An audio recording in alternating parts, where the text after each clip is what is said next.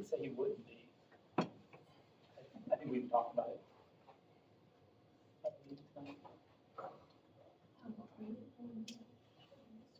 Still got 2 minutes.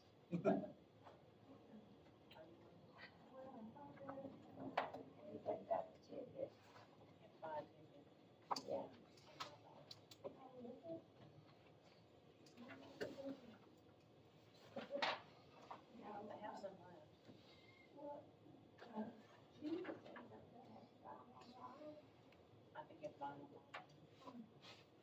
It should be a link. Click on that link and then post that one.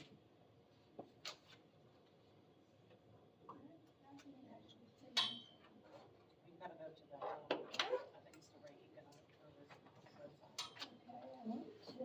Tourism, but I don't think I can.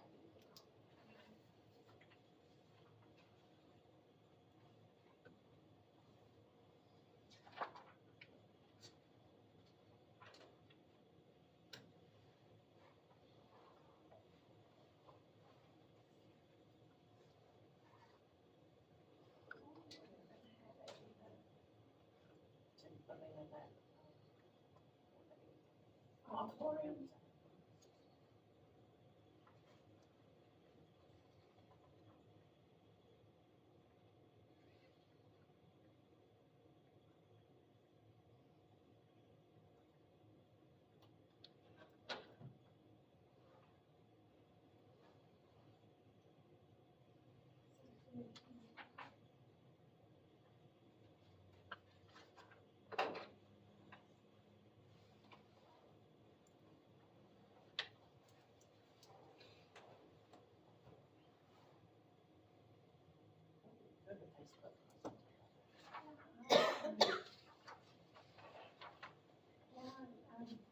Go to Facebook.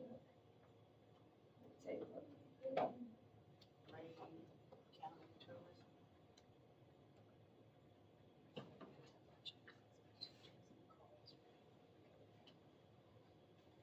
Is Heather open?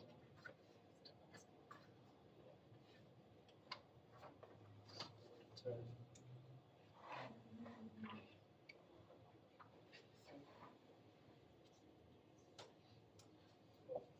it's 6:01. If you guys want to go ahead and start.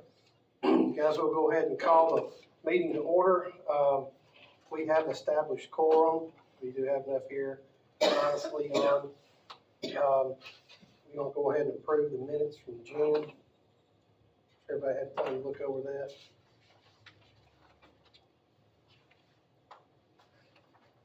Didn't have a whole lot to go over. We approved that property for Steve Smith.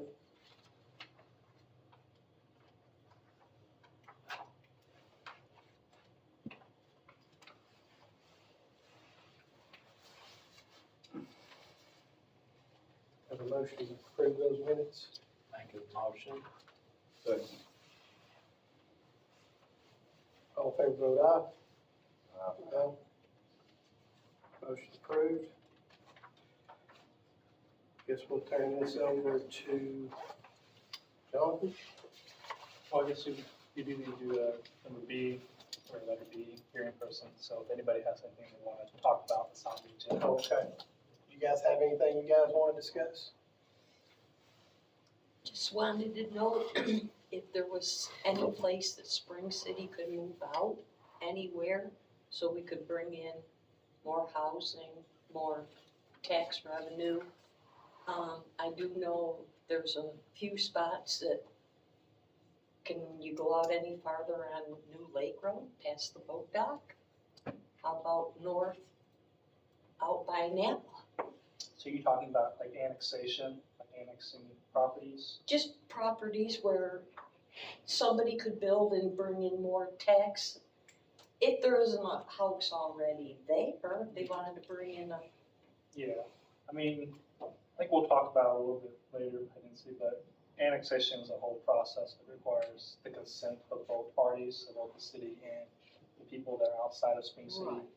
You know, and so they would have to have benefits that would want to entice them to come into the city. oh, okay, well, how about there's a couple roads, or streets that are kind of like blocked off, could they get opened up and maybe see about them if that property would be available? Maybe?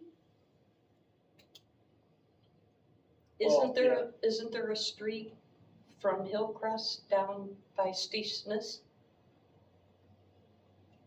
Wasn't there one there? Are you talking about that, circle? Moon Circle? No. Mm-mm. Yeah, I see what you're saying about growing the city. It's a really good idea.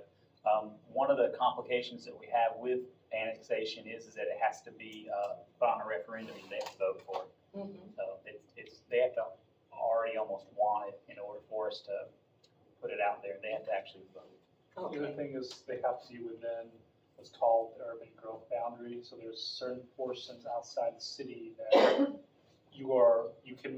they can be annexed, but if they're not in the urban growth boundary, they cannot be annexed. okay. And they passed legislation a while back that makes annexation very difficult.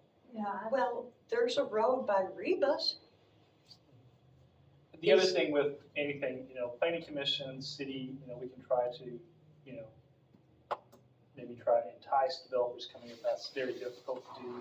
It really comes down to private property owners wanting to develop their property or sell it to be developed.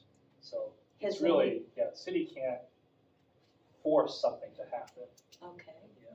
And I think what I have been told is that it's, unless the city owns the property, which we did annex some property that we already owned, but, unless, the city owns the property, it's nearly impossible to annex property, from the laws that they have passed. It used to be easier to annex, but, the state passed a bunch of laws, I think, to make it nearly impossible. There was even one city that was gonna annex a house, and there were two people that lived there, and one voted yes and one voted no, and it failed. And it had to go like on the ballot, like where like senators are, it was there. Okay.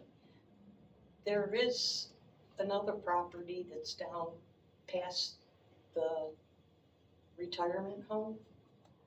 Has anybody checked on that to see if that person that owns 70 acres down there, if they would be interested? That's And- Patty Crowder, I think, and she is not interested, the last that I heard.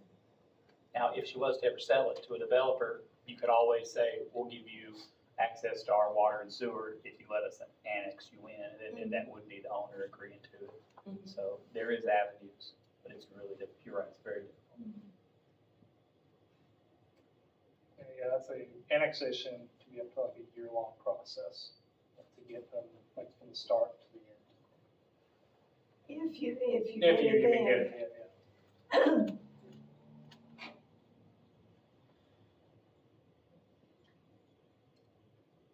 yeah. I wish we had If some you- of that property. If you know someone that wants to, get them in contact with me, and I'll get the ball rolling.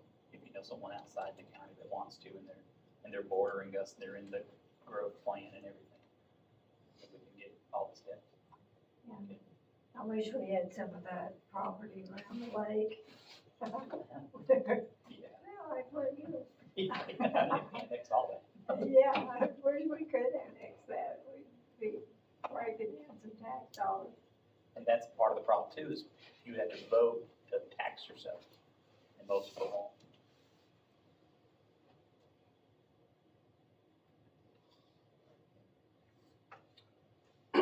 We'll go ahead and move on to reports of officers, committee, and staff. Joe? Yeah, it's something that Thomas had talked to me about, wanted to discuss about vape shop, ordinances and stuff like that. I don't know if you want to go into a little further detail with that, so. Well, one of the issues is that I know that with liquor stores that we're able to limit, the amount. And I don't know if vape shops are the same thing, and I just don't talk about that. Yeah, so I have seen some, there actually was just passed, or local legislation in Dalton, Georgia, where they regulate vape shops, essentially like they would regulate a liquor store. And that has to be so many feet away from church, school, other things like that.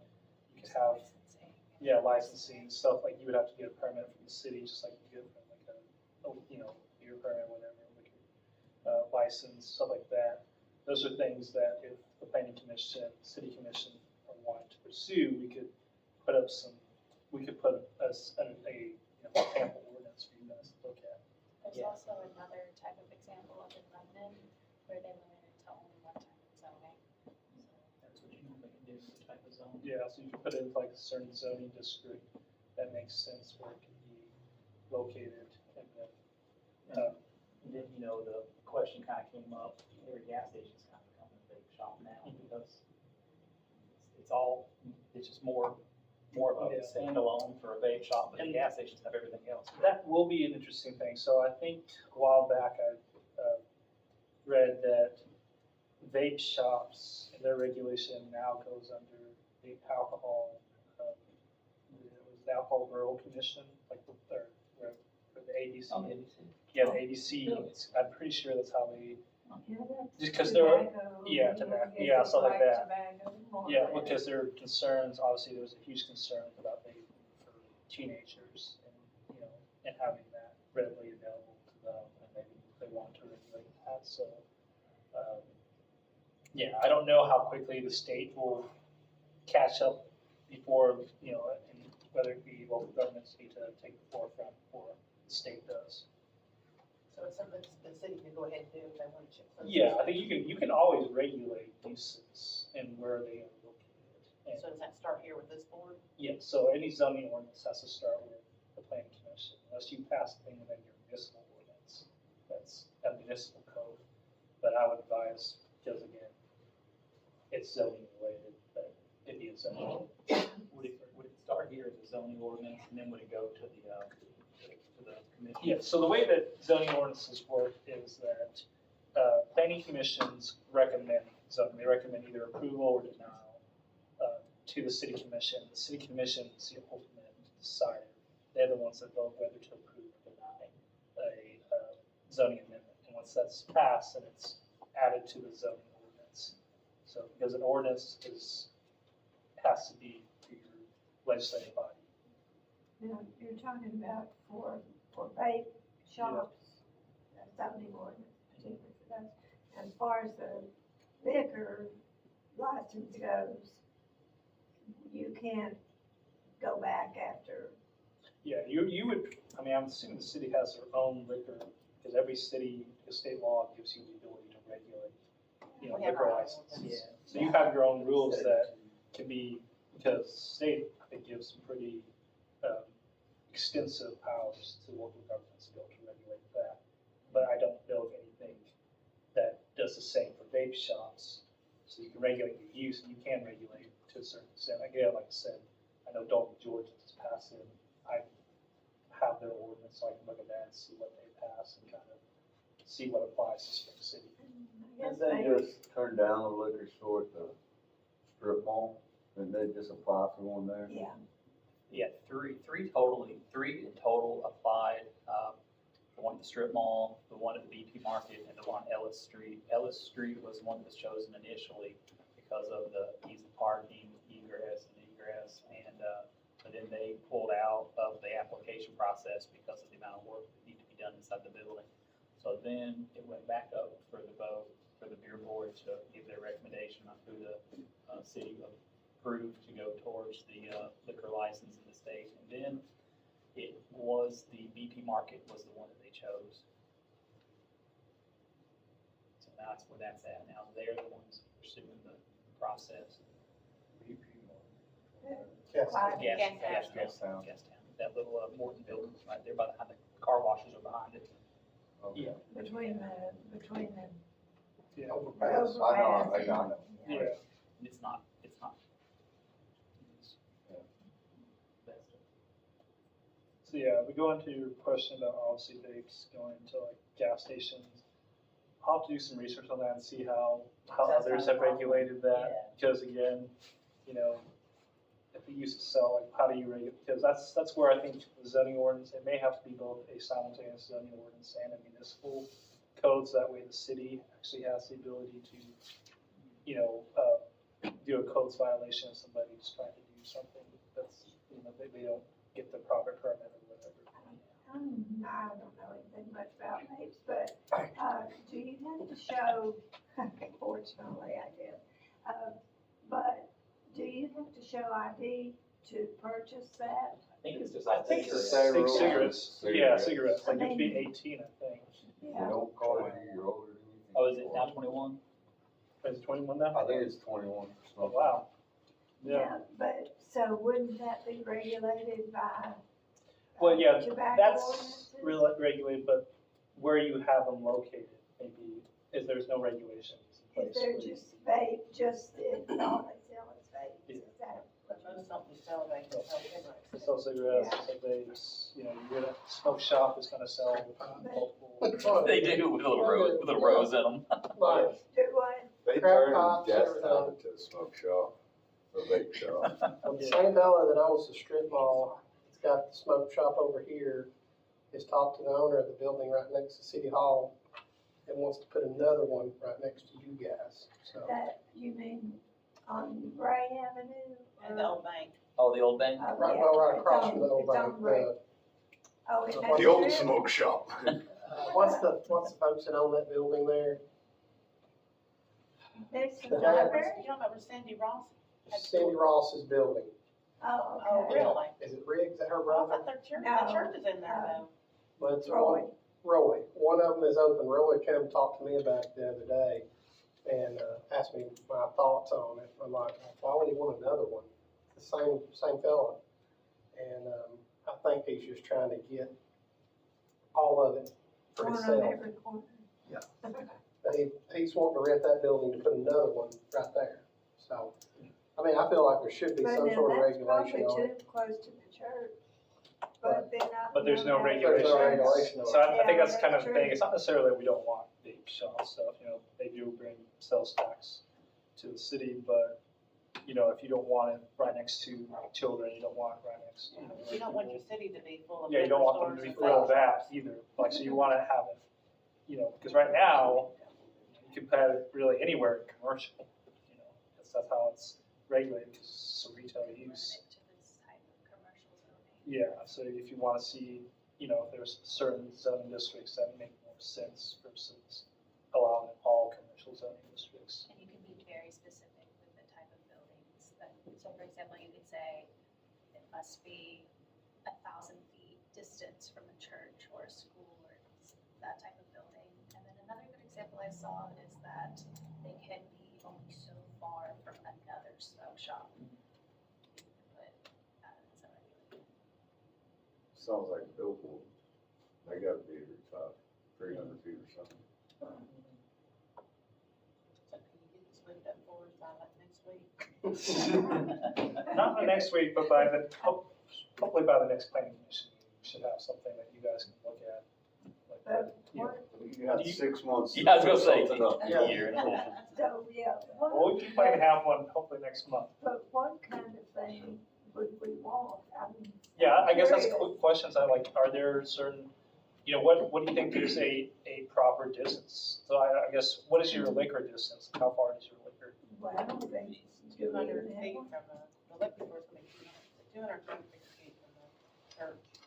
Well, could we It's one of the two I can potentially use find the out. same, but now the beer board has very specific requirements as far as distance from the church and I don't even remember what all else. Yeah. But could we use something like that for the vape shops? I mean, cause that seems fairly set. Well, beer board is, beer is 100 feet, remember we changed it for the big. Yeah, I mean, you can make it as restricted as you want. But versus I mean, how- Do you using that, want to? Do you using. wanna make your city that restricted on everything? That's the I know. question is how you guys want, and again, I don't know. I think it's kind of where you want to make sure that you're ensuring good planning, but also not over-regulating, people from new people. So you don't want to make so that nobody can put, vape shop in, but You just don't want one on every corner. exactly. Yeah, if, I mean, it seems like we could kind of use the template from the beer board, you know, cause it's pretty well said, but I know it has to be a certain amount of feet from the church, and I can't remember, I've not looked at it in a while. Using the examples from the beautiful might be a good idea, just because you don't want somebody coming up and claiming discrimination against a certain type of business. So, same Using type of something that regulations. has, you know, the same type of distance, that way you're not putting some arbitrary number. It's established for things that are considered, you know, that you don't allow, you know, kids That are wouldn't be able to, acceptable. yeah. I don't think you could have a tobacco shop on every corner, they stay in business anyhow. And if they do, that just means we got a town full of smokers, and that's what the people want. That's You know? You know, I've been thinking about the same thing, is that there's only so much money that would come into these things, and the more you have, just the more watered down it gets. You still get the same, You're still getting the same income yeah, it's just, and revenue off tax on it. yeah, it's just there's lots of them, so. Kind of like the liquor store, you know, we're talking about that, and, you know, even if we only had one, if they were gonna go to the liquor store, they'd just drive an extra 5 minutes. Yep. It really, it ain't gonna like, yeah, just because there's two don't mean double the money, Your it just same means. buyers are gonna be buying the same product, Yeah. no matter if it's this one or this one. Yeah, because they gotta have it, so they're gonna go If 5 they're- minutes or Yeah. right here, so. Yeah, my outlook is the fewer regulations we can have, the better off we are, as long as we have what we need. You know, I'm, like you said, over-regulating, I'm definitely not in favor of that. I just think if anybody has enough courage to open and start a business, let them try. If it's not illegal, and if they succeed, then who are we, you know? And then if they don't, they tried and it didn't work. Kind of like John Locke and the invisible hand of the economy. It either works or it don't. Just let it ride. So I guess the question for the planning commission, is this something you want us to even pursue, or what are your guys' thoughts? If we don't have something to pursue, we don't have a job, and then there's no need to be here. I'd be happy to say yes or no against your plan. So I can put something together and just kind of mirror it off the beer board, you know. And also, the vape thing is like gas stations sell vape. So how would that affect if we made a, you know, rule as far as, vape shops? Well, then what's that gonna do in terms of gas stations and See, places? I don't think you can stop the gas stations, Yeah, because they've been They're known selling for that. tobacco, and that's what they're known for. Yeah. Yeah, Now, that's what. now I- Runyon might not have been known like the Patels are for the smoke shops, you know, Yeah. like Gastown wasn't known as a vape store. Yeah, Now it is, but yeah, I don't see how you could tell them they can't sell stuff in there. yeah, that's Or what that I they have to Well, get a wondered, new license. Any ordinance would have like, grandfather. grandfather, you wouldn't be able to apply it retroactively. You can't tell people, oh, now you can't sell anymore. Yeah. It'd be for anybody new coming in, just saying, again, it would be any concerns where if you don't want one, I think the main concern is you don't want one, you know, right next to a church or right next to a school. Which, again, it depends, There's And people most in would that parking probably- lot smoking on Sundays. yeah. So I'm not, but yeah, again, that's, I can put something together and kind of see what you guys think and, you know.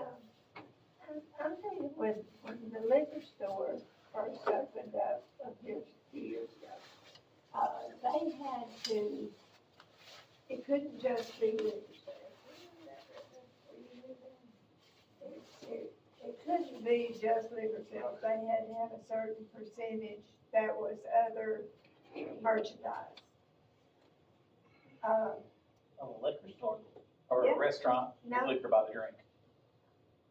I think you're thinking Oh, about I liquor by the bet, drink. yeah, I Maybe bet you're that's not right, the I liquor bet store. that's what I'm thinking about, yeah, Liquor by the drink. yeah, yeah. Because you they have to sell so much food.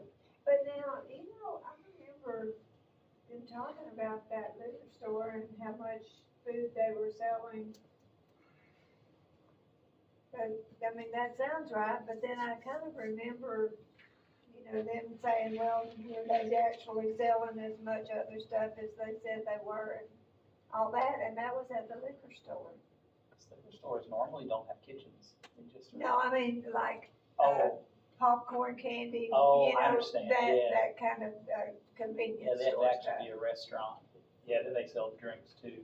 Yeah, but now this is like, they were selling candy and, you know, Pretzels. just, yeah, just convenience store stuff. I don't know, I can't remember. My memory is not that good. I do remember something about that, And then what are you talking about? You go there to get like a margarita, or you go there to get like a bottle to the go? bottle. Oh, okay. You get a bottle to go, huh? Yeah, I mean, that's, That's a liquor store right Yeah. there. it could, it was. The definition of a liquor Definition. By definition, yes, it is a liquor store, but I remember something about that, but, you know, like I said, it's been several years, and I don't remember exactly the details. Work us something up, Jonathan, let us look at it. Okay. And you probably can get a copy of our beer licensing, Yeah. requirements.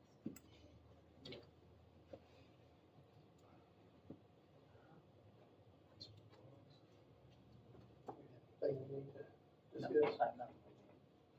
We'll move on. Anybody have any old business?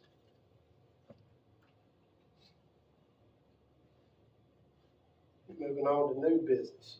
Jonathan, can we move that number 1 down to the bottom, do the rest of it first? I mean, we could.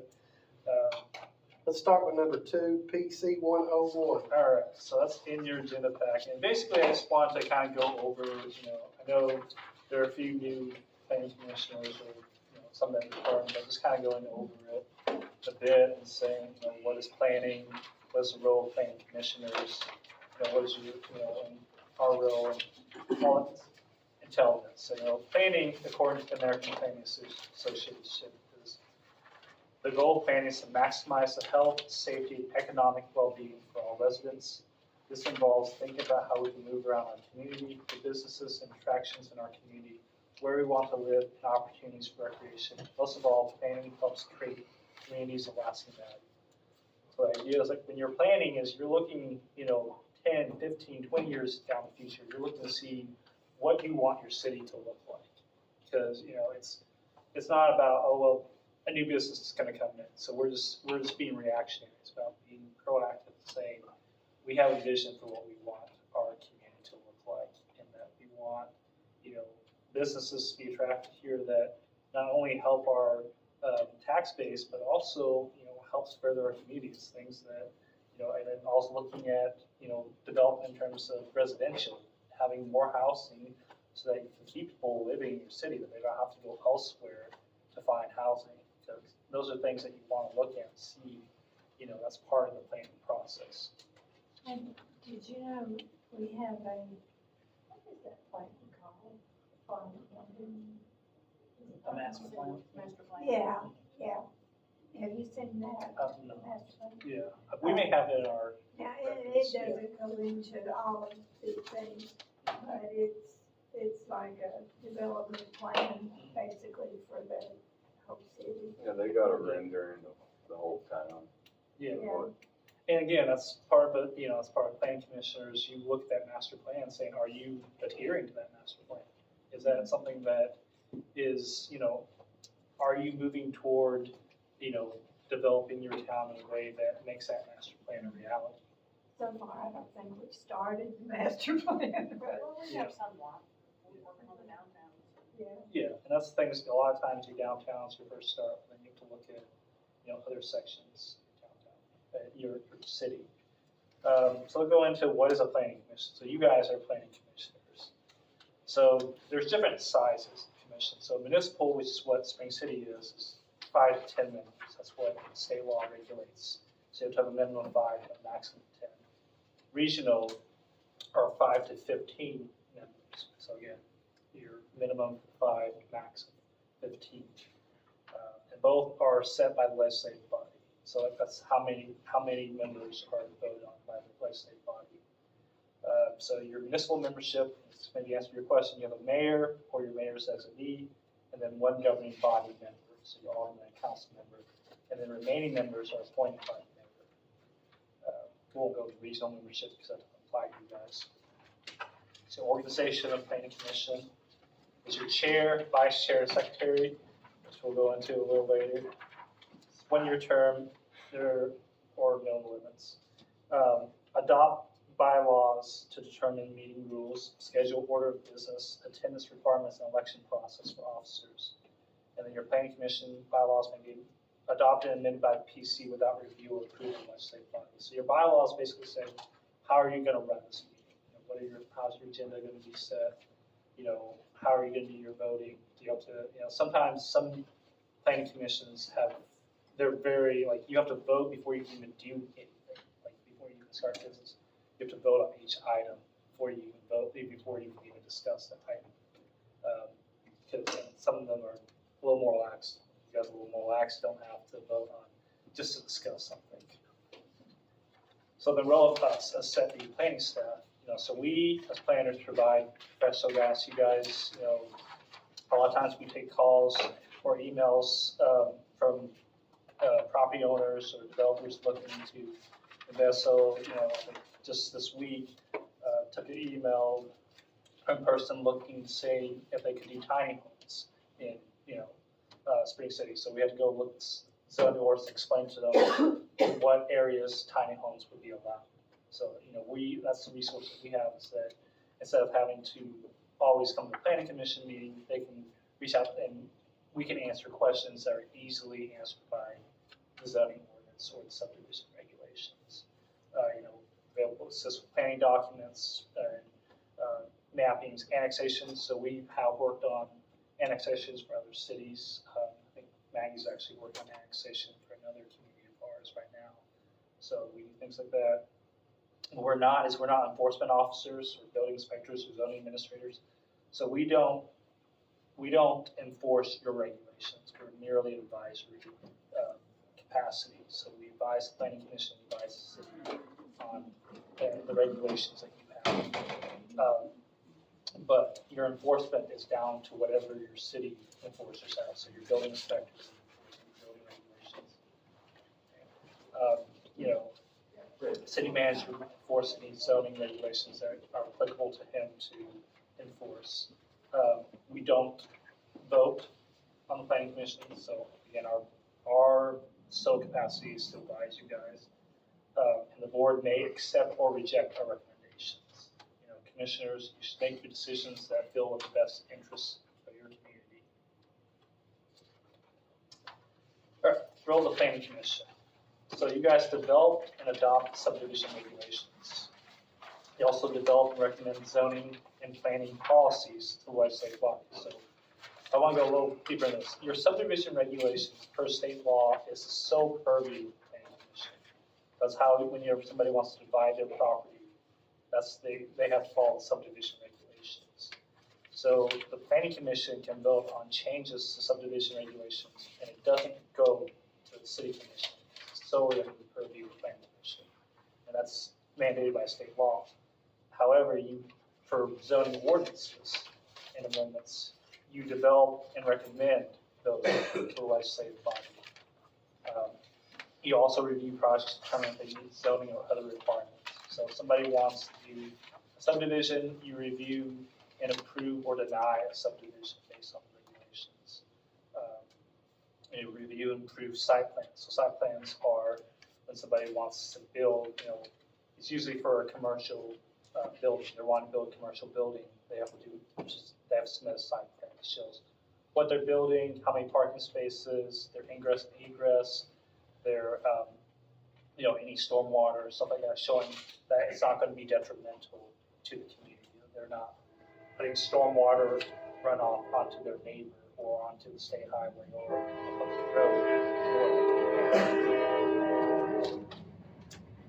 The role of the legislative bodies, so they consider and act on items that come from the planning commission in a timely manner. So usually, it's once the zoning ordinance is recommended, it's sent to the city commission and they vote on it. They have to have a public hearing. So State law requires that zoning ordinances have to have at least 21 days public notice for the public hearing. That means it has to be posted in the newspaper at least 21 days before the public hearing. It used to be 15, but the state changed it to 21. The mayor, aldermen serve on the planning commission and give updates of what the planning commission does or their recommendations. And of course, the city commission, the real estate body, sets the standards for public and private codes. So when you do, let's say you have a subdivision and somebody wants to put public roads, the planning commission can approve that subdivision, but those roads can only be accepted by the city commission. So until they're accepted by the city commission, they're not public roads. So if they don't meet the standards the city have, then the city can deny and tell them they have to build it up to city standards before they're accepted. Okay, would you run that by me one more time? Yeah. Until roads are, Yeah, approved by the city commission. So if somebody wants to develop a piece of property, they want to build a public road, they want, let's say they want to do like a 15-mile subdivision, they have to build a new road. That new road has to be up to city road standards before the city can accept it. And the city commission is the one that has to accept that road. So the planning commission can approve the subdivision, but until the city commission accepts that road, it's not a public road. So that's the final Do they have portion. to build the roads before? They either build the roads or they have to put a bond to be able to, and that bond That's is, why sometimes when you see a new subdivision going in, the roads are already Mhm. completed. Well, okay, I didn't Yeah. realize that. All Yeah, right. typically during a large subdivision, they'll put in the utilities, they'll put in the roads, they'll donate utilities to the city. They'll have a year warranty, and the roads, once they get to around 80% completion, they'll do the top coat, the final coat on it. Yeah, that's how they do it where I'm from. The final coat, they take over. Right at the yeah. And all that's part of the process when you're, the subdivision process, because you have a preliminary plat that's approved that basically says, this is what we want to do. And then once they start doing construction and they finish construction or they post a bond, they get final plat approval, which is kind of going to what we'll go into later. so if, if a subdivision is put in and there are roads that are not completed, that are just grass, then is that, and they're not, they don't meet up to any standards, I mean, they're just not road. Is that considered a road? No, if it's not up to city road standards, then it's not a road. Well, It's not a public road, right, because it has to be up to city road standards before the city can adopt it. The ownership of the road is considered when the council approves the road. However, the right of way is there when they build the subdivision, so it is city right of way in there with setbacks and stuff is already preset by the, I guess, the plat.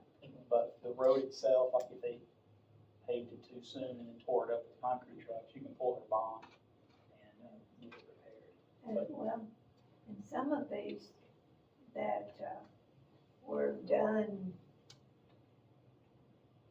probably about the time I was born, I don't know, I mean, some of them that are so old, who knows what they did? I mean, who knows whether they, Yeah, they're probably not up to, we know they're not up to Yeah, and- standards, but who knows what the plan was, the agreement was, or the law was, I mean, at that point, if they went through this process, which I'm guessing they probably did not, but, Yeah, a lot of these Stanville, I think Kimmer Hill subdivision, I think that was that was years, Yeah. 20s, 30s, 50s.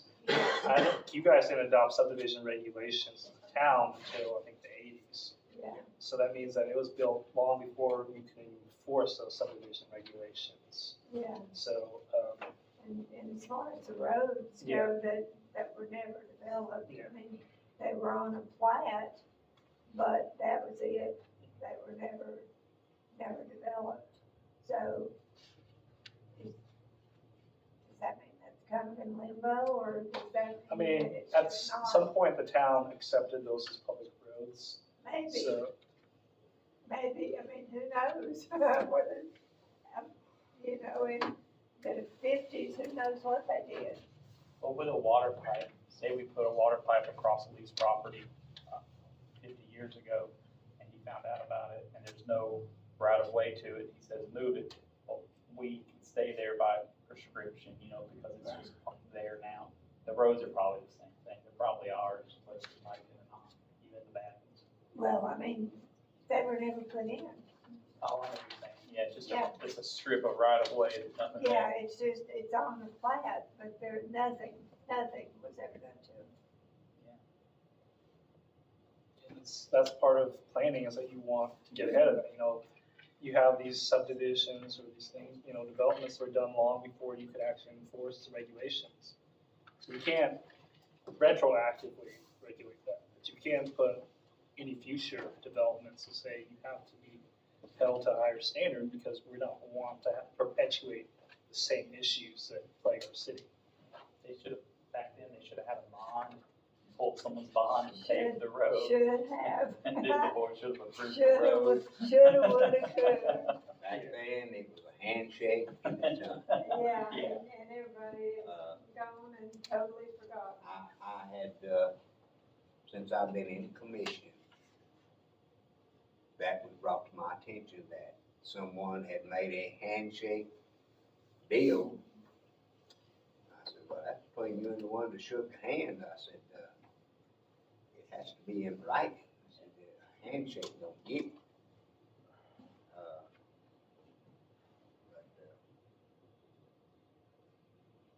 That's the way they did things back then. So, we'll move on. So, next topic is the Board of Zoning Appeals.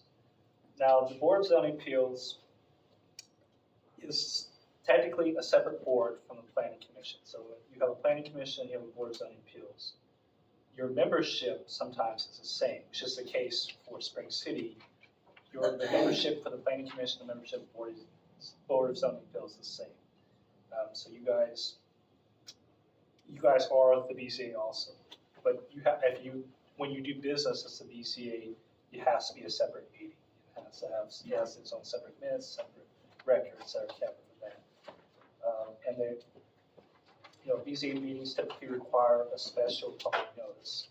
So you have to, you know, it has to be posted in the newspaper.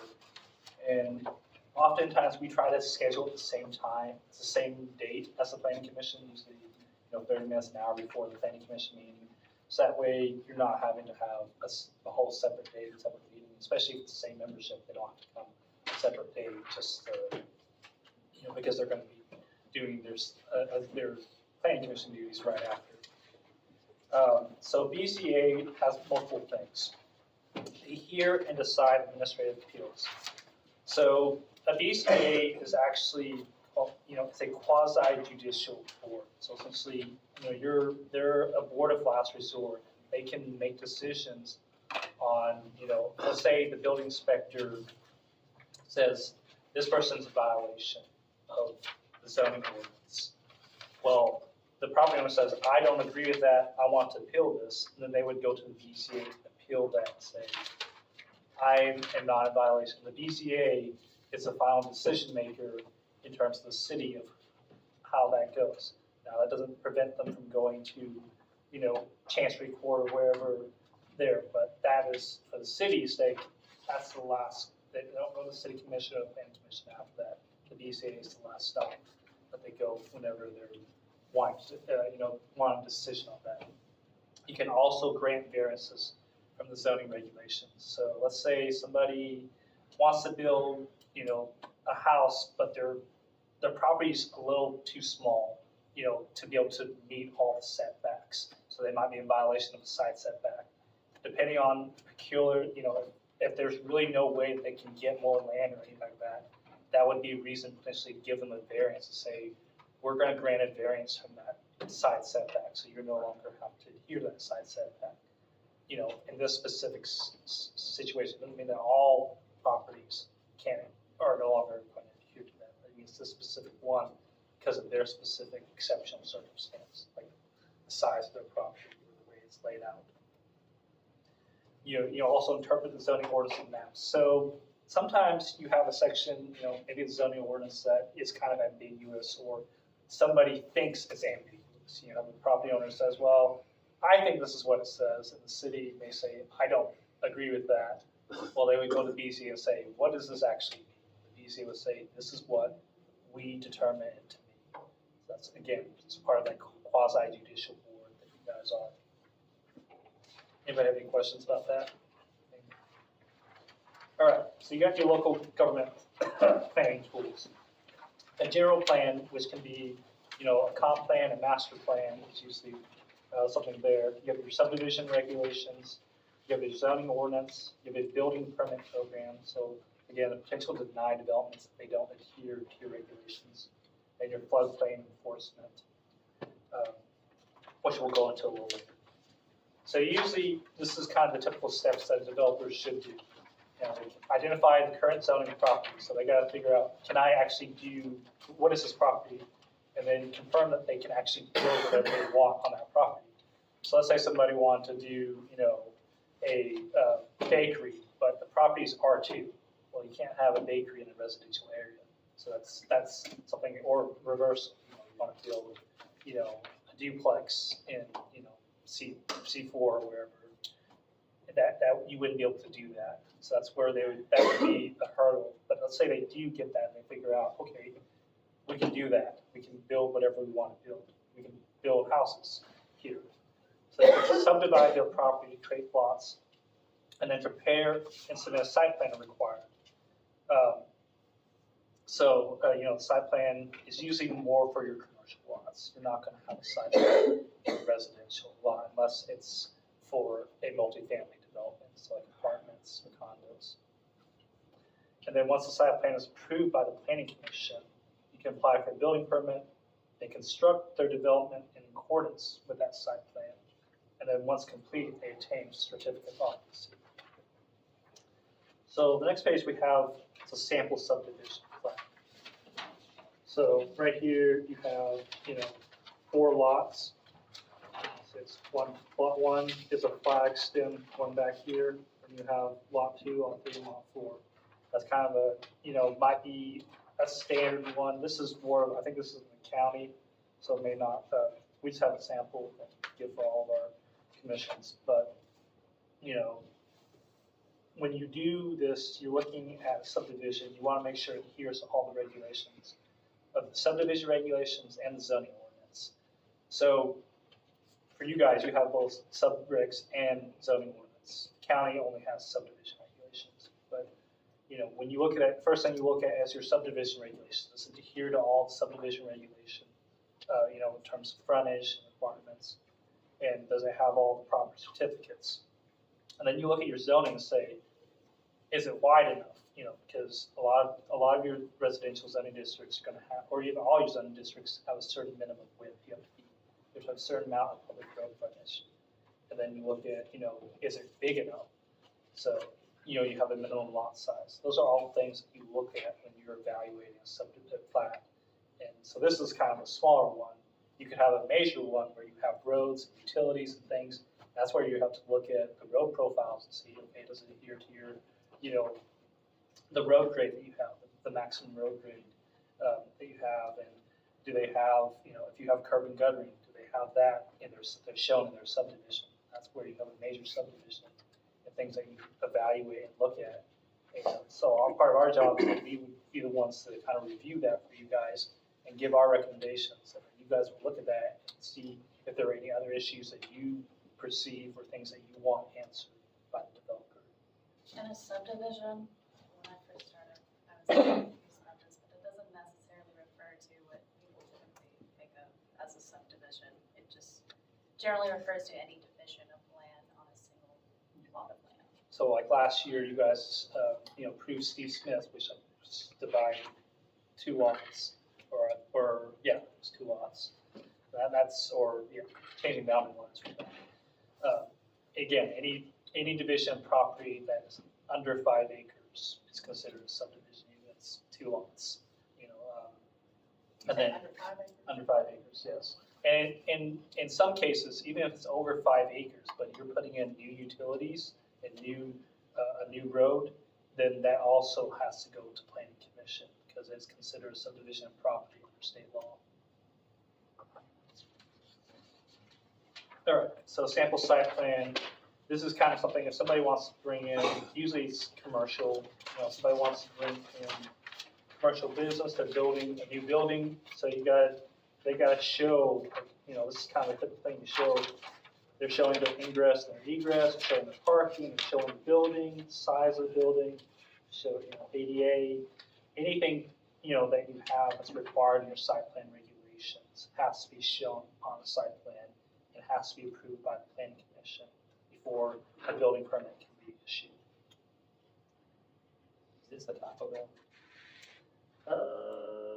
I could not tell you. If you've noticed, it's kind of blurred. Because we did this as a presentation, so I don't think we didn't want to reveal anything too, too specific.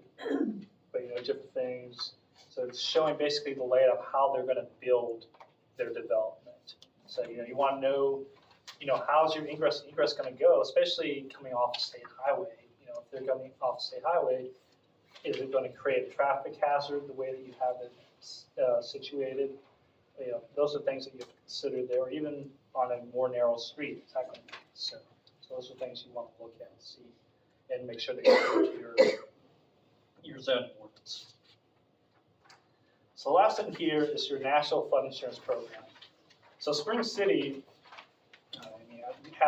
it's a lot of areas are in flood zone. So this is very applicable to you guys. Your National Flood Insurance Program identifies areas of known flood risk. So you have your 100-year flood, 500-year flood, general floodplain, no floodways, and floodways.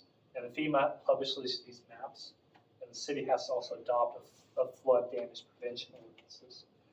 And so whenever somebody submits a site plan or subdivision, a plat, they have to show if that piece of property is in the flood zone, because that shows, that determines how that property can be developed, because your flood ordinance has different regulations depending on if it's in the flood zone. You have to build up so many feet up, or you have to do, an elevation certificate. You have to do different things depending on what type of flood zone you're in, because it carries more inherent risk. And the reason why you have that and you want to make sure that is regulated correctly is because that impacts the entire city's flood insurance. So everybody, if you're found to be afoul of that, then everybody's flood insurance goes up. That impacts the entire city if you're not in compliance with your flood insurance program. So when somebody's developing, you want to make sure they're following the rules. That's all I have for PC 101. Is there any questions you guys have about planning commission or anything that, questions about what we do or anything general? Okay.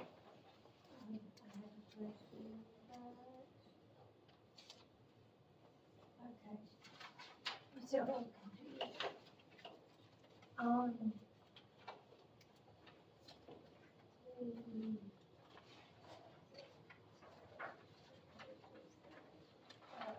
On the roads,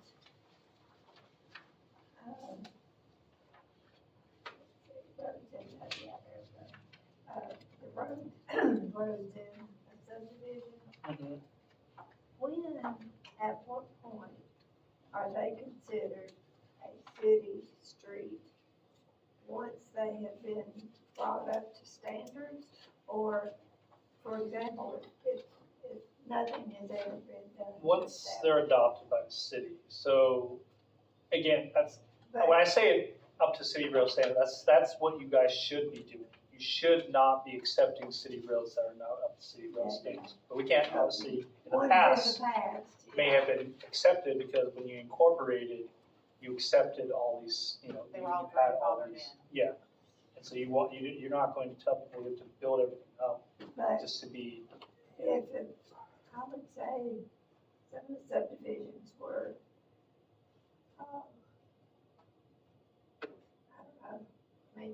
I don't know how old they are. So the subdivision I live in, the house was built in 1966.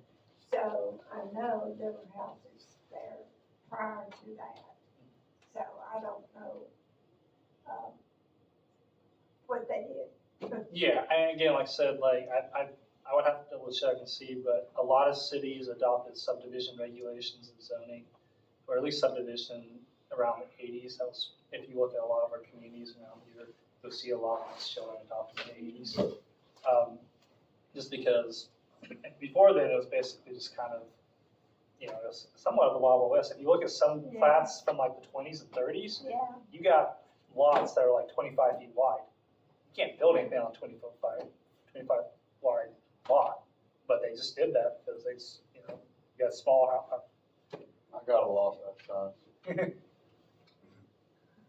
Yeah, so it's, you know, those are things where until cities and counties adopted regulations that had a minimum, you know, Yeah. requirements, and and, then, and I think this was probably prior, Yeah. prior to that, so where does that leave? well, when the city incorporated it, and, you know, again, I can only speak from an outsider's perspective, is they would have had to made a public road list, you know, you have the resolution saying, what, these are public roads, so they adopted all those as public roads.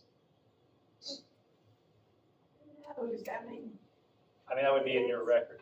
Again, I don't know if we can litigate I the mean, past, you can't it's- really say yeah. the past what. Well, one reason I'm asking is because there is a proposed street that goes by my house on Kimber Hill. And it's just grass. I mean, it was on the plan, that's as far as it got. Mhm. So, I don't even know if that is considered a street or, Might just be unopened right of way if it was never paved or put anything, if it's not being used as a street right now, It's it's never never been. improved. and part of it is like covered in gigantic trees, you Is know? that Aqua I mean, Lane? I know, I'm, I know there's two portions of It's- Aqua Lane and there's, yeah, and literal- one of them is yeah. covered with trees. and Yeah. So and that, that would just be an open right of way. That's probably similar to your situation. It's just- yeah, If it, you know, it was shown on plat and it may just be an open right of way depending on, and one. it would have to slow also it depend on down. what the deeds say. Yeah. You know, whatever the deeds say there is owned Who by the knows? property owners, yeah. So- I don't, I mean, it's kind of like you said, like the Wild West is kind of, Yeah, we once had a house that next to it was 30 acres and it had an open right of way to it that was, you know, like 30 feet. So it was supposed to one day be a road, but it never was. But it made access to other properties because we were gonna contact the county and ask for that to be split between the two sides that it connected to. closed, basically. Yeah, but because it connected to other properties, we couldn't, and it stayed an open right of way until someone bought that land and put a road in.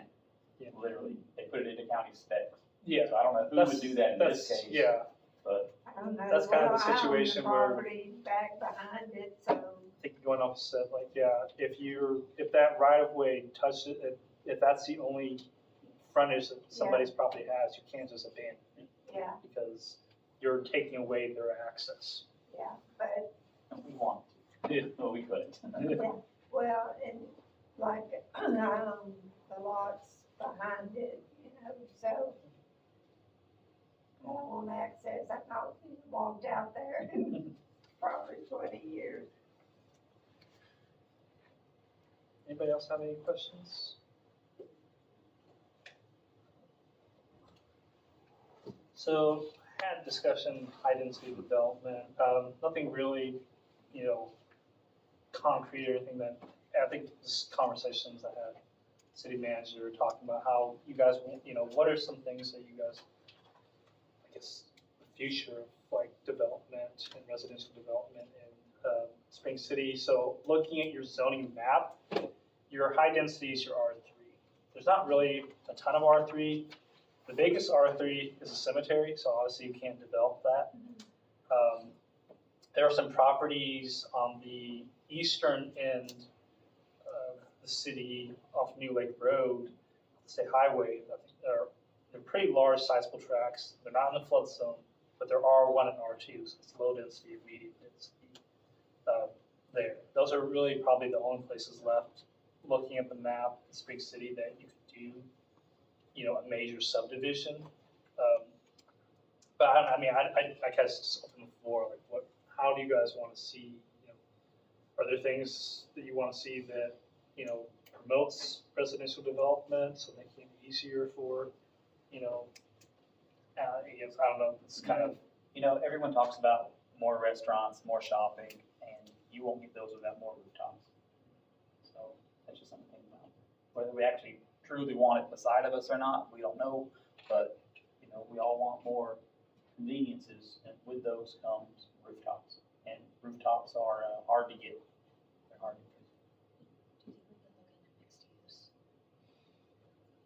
those are things looking at mixed use, so if you have, you know, apartments allowing, but also having that commercial aspect alongside those apartments, can be things that, Yeah, that development that we said no to, It was they could do do commercial with apartments above it, Right. you know?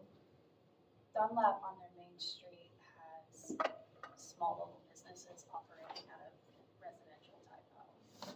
I like that. I like that aspect.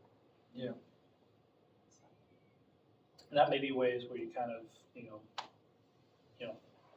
again, that's just more of a discussion, things to look at, you know, kind of focus on, you know, in the future, while we potentially want to, you know, promote that, make it so it's easier for people, not necessarily, again, within reason, within, you know, the right type of development, but I don't think so to look at and think about.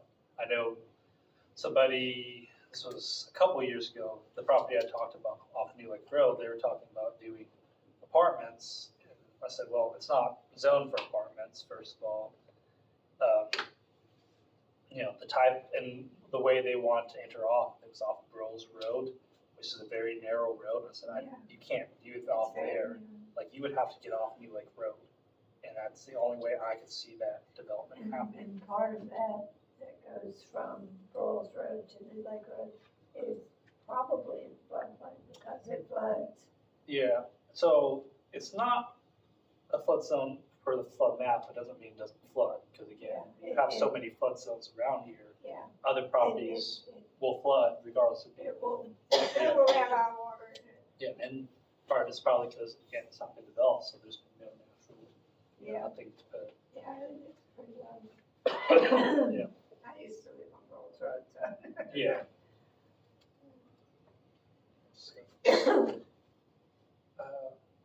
So we want to go election of new officers? Move along. So who wants to make a nomination for chairman? Motion. Second.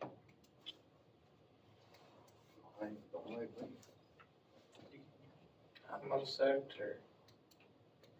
I'm vice chair. Somebody's got a chair. Reba. I think I'm gonna be off the board. Am I legal? Am I the representative? She's trying to get And you. you have managed to pull this one off, you know that? You brought that up and I just thought about it, you know, if she's gonna retire as a commissioner. And I have to have a commissioner sitting on this board. Make Are me you finishing out your term? Or Yeah. Are you finishing out your term? Yes. So it's November, right? It only goes. Oh, no, you guys have an early election. Yeah. Yeah. Can this be tabled till then? Well, we do need, I mean, well, you have to have new elections every year. So there needs to be an election of, We And got 9 more months. question, are we one person So shy? that's one more meeting. no, we Yeah. have all five. Let's table. But, Yeah.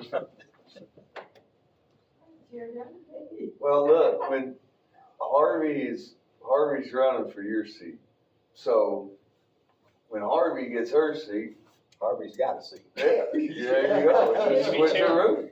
so, so Harvey can be chair. Let's see. Rodney Harvey. Oh, Oh, Running Robbie. commission. And, we got, Karen. Miss Karen running for commission too. I mean, gotta be nice and ask. Don't want to just throw them on the wagon, just blindsided, so. That's the way you did it.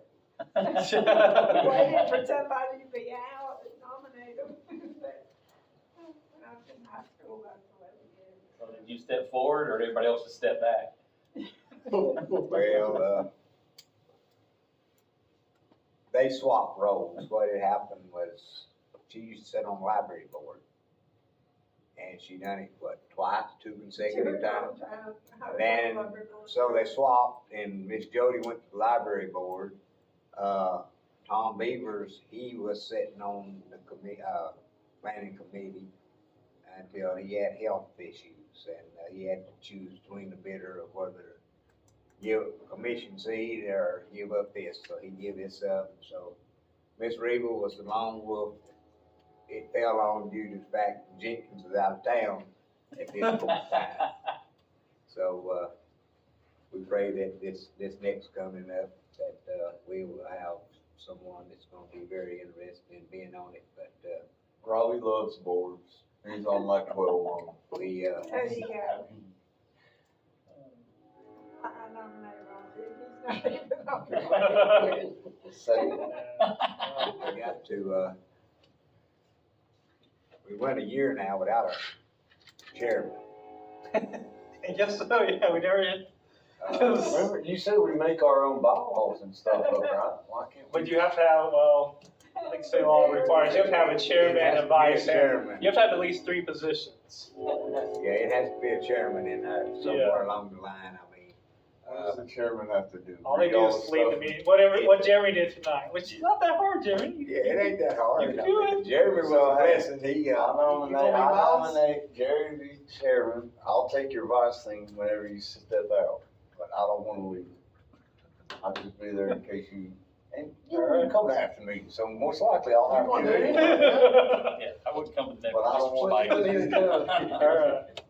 So you nominate Jeremy, do we have a second? I'll say it.